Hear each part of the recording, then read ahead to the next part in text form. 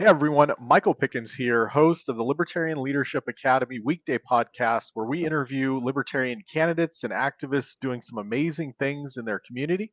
Today we have a candidate coming out of Cook County, Illinois. He's running for Cook County Board President. His name is Michael Murphy, and this is his third time running as a libertarian. Welcome to the show, Michael. Thank you for having me. Absolutely. So, first question I always ask candidates is why are you running for office? So I'm running for office because I believe what's happening in Cook County is we have really bad management. And as somebody who lives in Cook County, we skew very hard towards the Democrats. And I believe we need real change. And the Republican Party is a party, everybody has a bad taste in their mouth. So I'm running as a libertarian because I want to bring the actual change. I can see both sides of the aisle on multiple issues. When we talk about social justice issues, I can agree with the Democrats. When we talk about property tax and fines and fees, I can agree with the Republican side.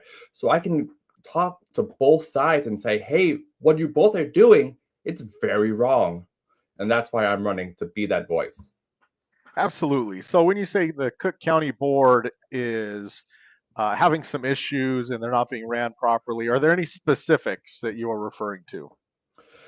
Well, I mean, so this Cook County is home to the city of Chicago, and Mhm. Cook County also, or the city of Chicago, has the largest teachers union. So everything that the teachers union ever says gets done because they have the influence, they have the money, they have the power, and whatever the teachers union says, they're going to be the ones who call the shots. And as somebody who's not running so behind the teachers union, I'm going to give that opportunity to say, give the new voice for Cook County. But to answer your question, I mean, there's so much right now. We can talk about like what's going on with ICE, and then we have a bunch of bills, at least from Springfield, coming through about changes to property taxes.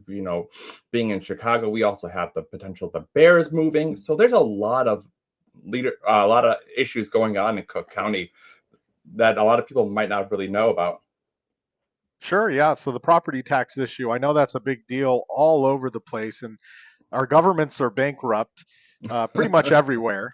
And they've been borrowing money at high interest rates and borrowing bonds and Mhm. having the citizens vote on it, right? So I think their only reaction is to just raise taxes and not cut spending. Are you seeing that there?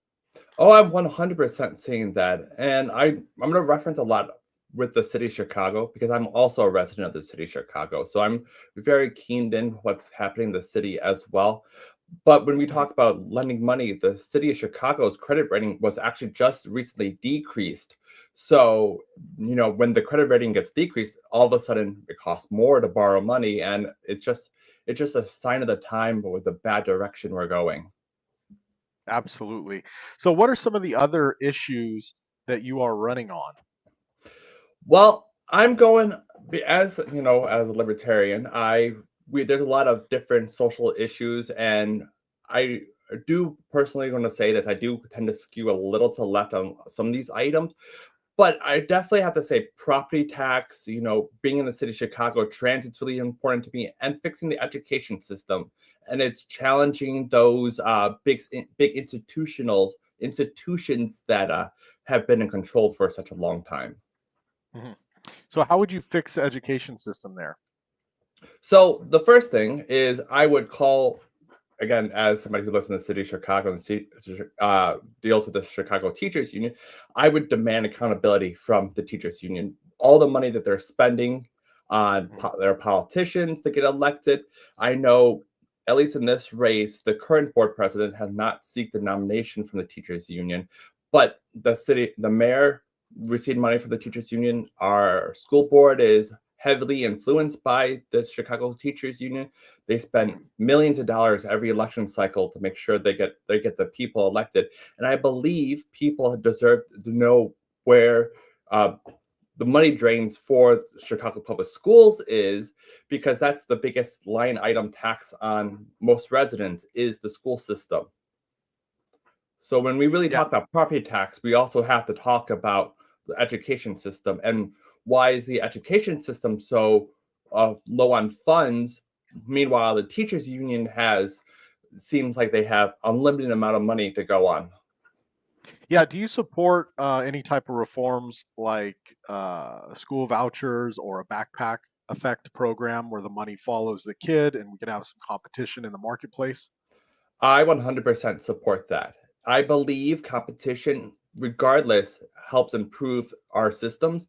And on top of that, it kind of takes away power from the teachers union. I know the teachers union does not want the voucher program because they want every kid to go to CPS. But we have had a situation, and I just actually made a video recently. There are multiple schools in the city of Chicago that have 5% utilization, and it costs almost $100,000 per student to attend these schools. So And what do you mean by 100,000? Like a year? They're spending a year, 100,000 a year? that's how Is that much. including like the properties and teachers' salaries and everything else when you add all the numbers up and then divide it by the amount of students? Correct. Oh, wow. That Yeah, is a lot of money. 100%.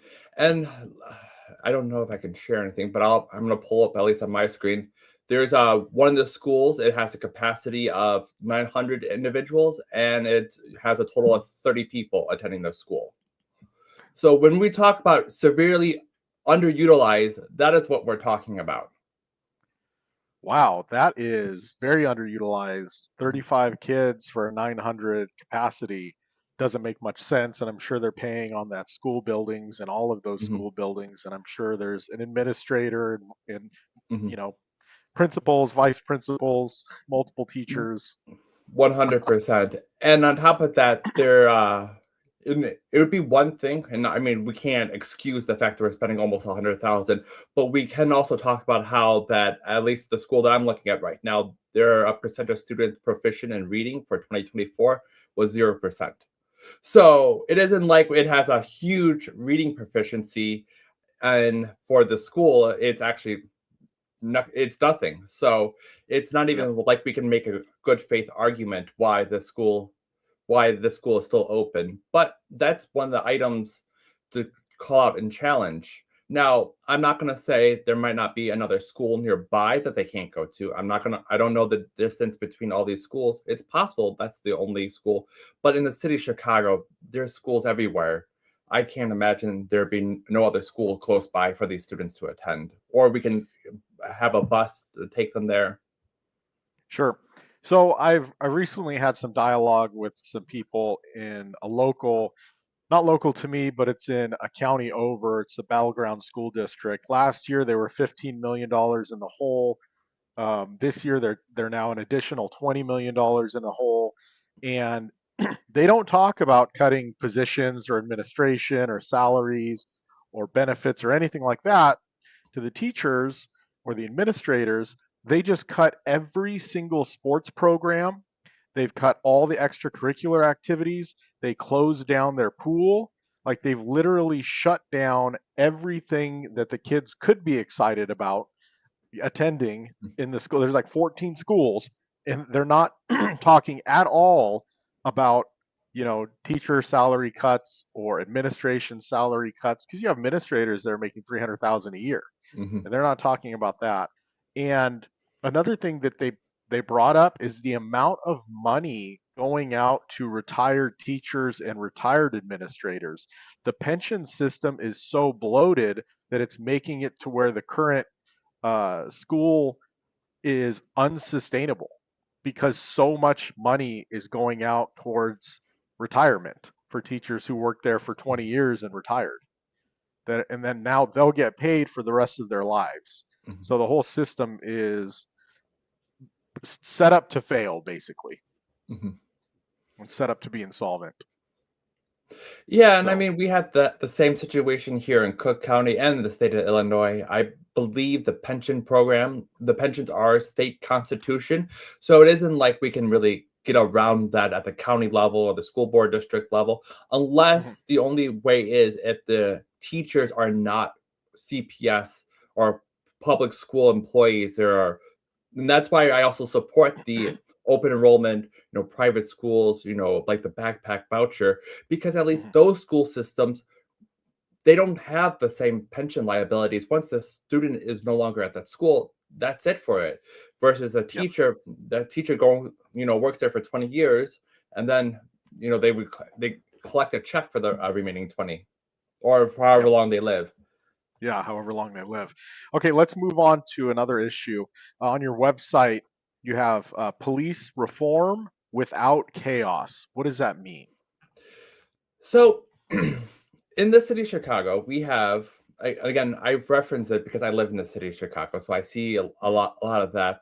But in the city of Chicago, we have a thing called the consent creed, which more or less it's federal judges overseeing the Chicago Police Department because they were reportedly multiple times violating minorities' constitutional rights. So the Mhm. whole idea was, okay, we're going to put oversight on this so this can stop happening. And I believe we've been 20 years, we've been a good amount of time. I'm not going to say the length of time, but we've been in it for a long time. And some reports say we're only 20-ish% complete. Now, depending on who you ask and where they're at, they might say we're further, we might say we're not there. But regardless of the situation, we are not making the progress we need. And on top of that, when we are actively knowing we're violating other people's constitutional rights, we're just setting up the police department for a lawsuit, which then means we get taxed for their mistakes. Yep. So it's holding these government bodies accountable for their actions because the government is supposed to work for the people, not protect the institutions that they are derived from. Yeah, so let's say a police officer violates someone's rights, that person sues, that person wins. Basically, the county, if it's the sheriff or the city of Chicago, they're paying that lawsuit out. The police officer has no repercussions. They continue on with their job for the most part, and it's the taxpayer that it costs some money to, right? Mhm. 100%. And I'm a big fan and a believer that we should change qualified immunity, what it is today. And I'm 100% agree.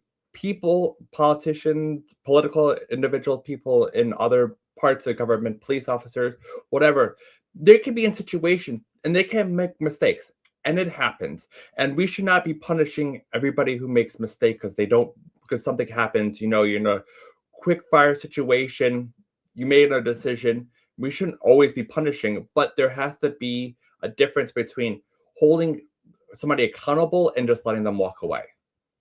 Absolutely. And I think a lot of this comes back to training. In Washington State, where I live, a hairdresser is required to go through more hours of training than a police officer. Mhm. And it doesn't seem like police officers are being trained on constitutional rights, on not violating those rights. And it seems that the lack of knowledge on the police officers of the law is causing this stuff. Mhm.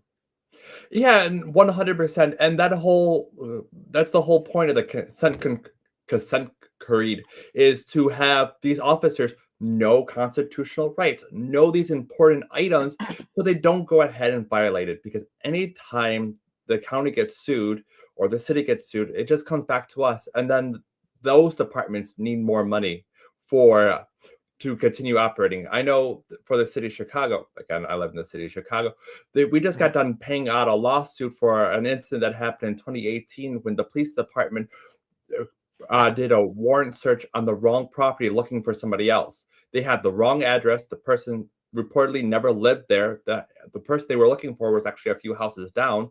But somebody in the process, nobody was hurt, thankfully. But you had police barging in with their guns and everything, and it's very traumatic. And it's one of Mhm. those items that, we have to hold these people accountable. There should have been no reason why we didn't have the correct address. That And seems to be happening more often.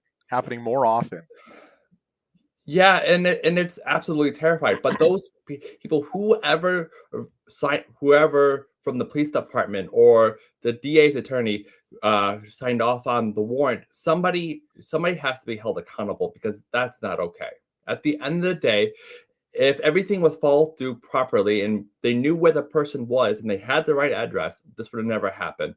And then we wouldn't have to pay out another $1 million for a lawsuit over the Mhm. situation. Yeah, why is it that DoorDash can get the addresses correct and then the police can't, especially if the police are breaking down someone's door? You'd think they double or triple check Mhm. to make sure it's the right address. 100%. And I mean, in all fairness, the Door Dashers, they are given the address that they're supposed to go to. But you think you could just do a little bit of homework and be like, I don't think this person lives there. Or, you can set up a surveillance and just watch to see if that person shows up. I mean, Yep. you spend a few more days or even an hour just, oh, hey, there's the guy who went into this house. He probably lives there versus there. Yep.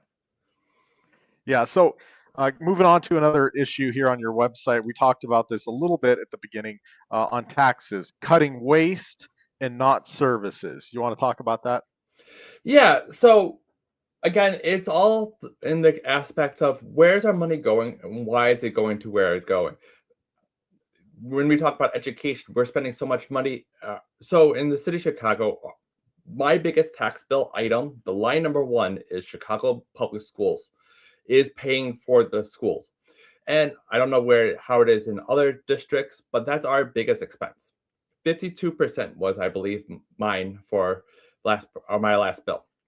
Now, when we start asking the questions and saying, "Hey, why is all our money going to this?" and we have poor education results, we need to demand better accountability from our government, and that's one of the items. When we demand better accountability and say, "Hey, we're spending all this money towards an organization that isn't doing very good. We need to do better," we can start say I hate to say it, but tie dollars to performance. If these schools aren't performing, we don't necessarily want to take it money away. But at the same time, we can't just keep throwing money at a problem and saying it's going to fix it because that has never worked.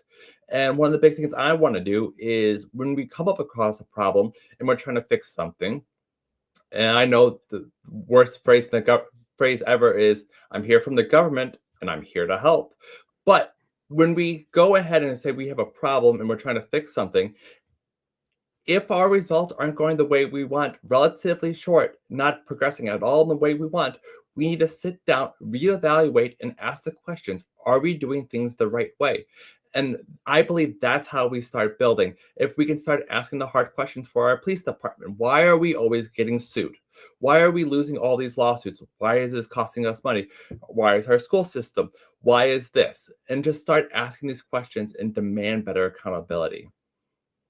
Yeah. In our county where I live, Pacific County, Washington, we did an analysis and only 60% of all the tax dollars, the money that the county brings in, goes to essential services like police and fire and roads. The other 40% are going out to boards and commissions and nonprofits and special interest groups. And there was like $580,000 that went to a Democrat organization that literally funds the Democrat candidates that are running locally in our county. Well, There's well, that's all the kinds of Chicago teachers money. you need to hear. That's the Yeah. Chicago teachers you need to hear. But I apologize to interrupt. But I'm actually a big believer that the government shouldn't necessarily be doing all these items. But if we were to give money to the nonprofits that are better equipped and better able to handle these situations, because they're going to know their communities better than I am. I live on the west side of Chicago. Cook County is the second largest county in the United States. I am not going to know every individual count or every individual city, township, village in Cook County and what the exactly needs are. And on top of that, I am, as I've said plenty of times, I am a generic white guy in my mid 30s. How can I relate to somebody else who does not look like me? Maybe they're a woman. Maybe they lived in Chicago their entire life. Maybe they live in a different part of Cook County. So to be able to relate to every single buddy is impossible. But working with these nonprofits, these community-driven organizations that know the community better than I do, and when we can demand even better results for them or a better accountability, because on top of that, it's not the government protecting the government. It's the government saying to essentially, at this point, a vendor or a vendor saying, hey, we're going to give you this, but we need to know what these results are. And Yeah. that's how we build better. That's how we go and forth and say, because we can demand better from another organization, then we can always demand better from us. And that's an everyday life too. Like, it's not just this situation, I've always done situations, I, you can get kind of flaky on this, flaky on that, but all of a sudden it involves somebody else. And all of a sudden you're like, okay, I need this person. I want the results from here when you're especially like a manager, staff personnel. So Mhm. it's one of those things we can demand even better accountability, but we should still demand accountability for ourselves too. Yeah. So in Clark County, Washington, they just did an analysis and they're spending $158,000 per homeless person on the homeless crisis. And it's like if they literally just use that money to buy them a house or a tiny home or something, right, to get them back on their feet, that they'd actually have some success with it. But it seems like the homeless population is growing and they're spending all this money on the shelters, right? Mhm. And then the staff, and then the administration, the multiple levels of administration, and they have grant writers that are paid full time, and they have marketing people that are paid full time, and they put out all this propaganda on how great their organizations are, and it just seems like those results are not there because the homeless population continues to grow. Mhm. Yeah, I mean, in the city of Chicago, we definitely have from different parts of Chicago. You have tent cities, uh, with plenty of unhoused individuals, and I'm a big believer. I can understand. Hey, we have an affordability crisis. Homes are too expensive. But then you ask the questions: why aren't they building homes? I live on the west side of Chicago. I can tell you this: I can look outside my house.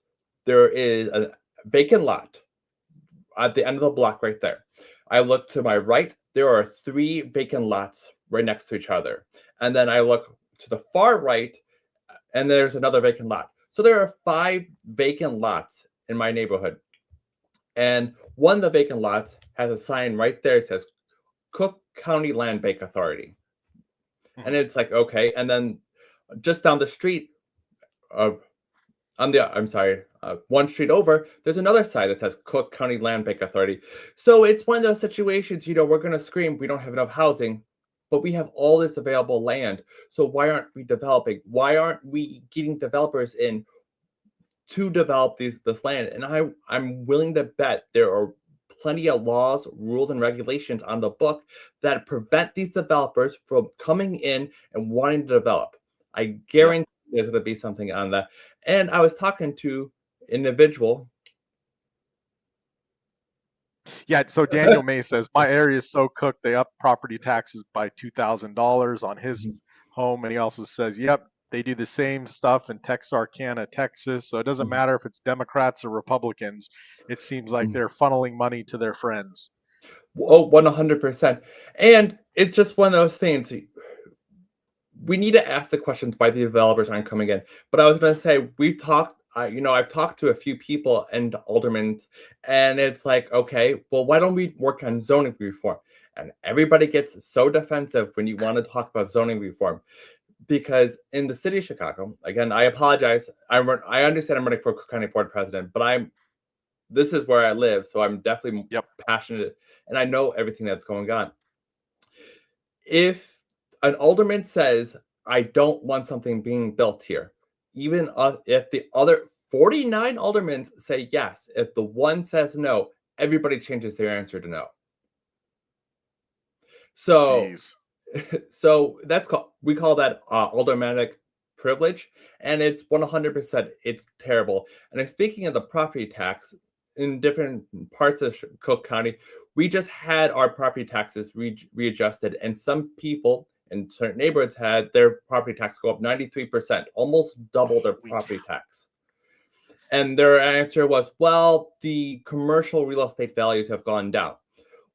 And in the city of Chicago, and actually Cook County in general, the county has an obligation to find the money that is owed for the taxing district. At the end of the day, they need to find the money. whatever formula they use, it's a totally BS formula. And I'm not even going to go into it because even I 100% don't understand it. But I can tell you this: at the end of the day, they have to find the money, which is why I'm a big supporter of a simple tax system, property tax system, which is going to upset everyone. That says whatever you buy your property at, 1% of that property value is what you're being taxed at, with no more than a 2% increase over the rate of inflation. I believe it's based off one of the California propositions. I want to say it's Prop 53 in California, but it's practically the same thing. You can only go buy up this much. So if we have a government board body that wants to spend more money, too bad, so sad. Why are you spending more money than the rate of inflation?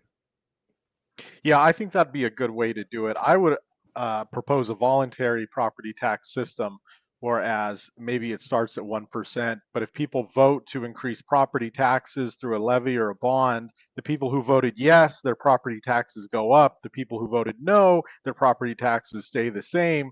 And the reason why is that a lot of times what the property taxes are going for, people don't agree with. Like we homeschool our kids and we don't use the government run education system, and we have better outcomes in the government system in our local area, but yet our property taxes keep going up, and it was like $13,000 last year that's going into the property taxes, and we're not getting any value from it at all. Our roads still have potholes all over, no matter how much we complain.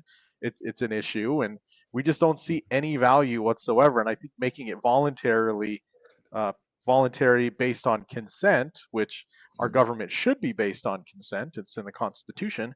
Um, that's how it should be. So. Mhm. And I fully understand, and that does make sense. At the end of the day, we just need a better solution. And I would even argue against the levy system and just say this is what it is.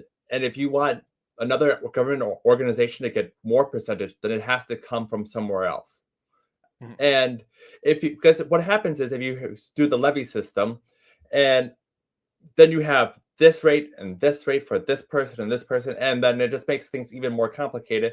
Right now, the Cook County Treasurer can't even get the property tax bills out on time. There's a whole big situation with that. So there's an argument saying, well, they can't get it out. So now these other government agencies, they have to get loans in the interim until they receive the taxi property revenue, and it's just a mess. So I can't imagine adding any more complexity to that. And it's just one of those things. The more complex things are, the slower things go on.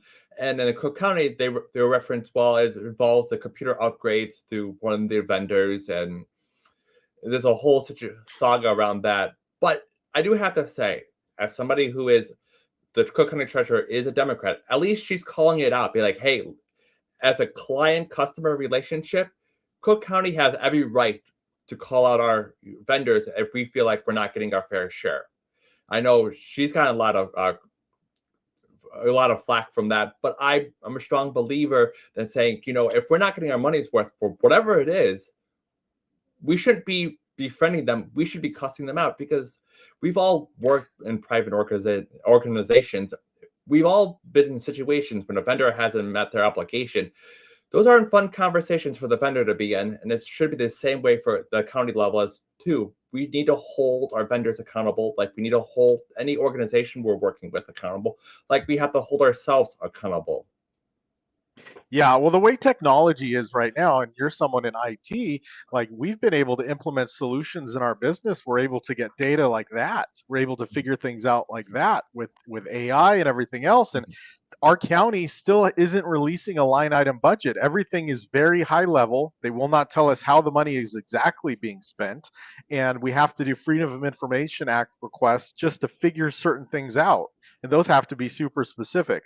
So it's not that the government doesn't want to do these things. The employees are like, yeah, that's a great idea. Go ahead and talk to the county board of supervisors about making it happen. And it's like, then you go talk to them and they just gloss over, right? And they're like, oh, well, I don't know. Well, I'm it's a like big there's no innovation.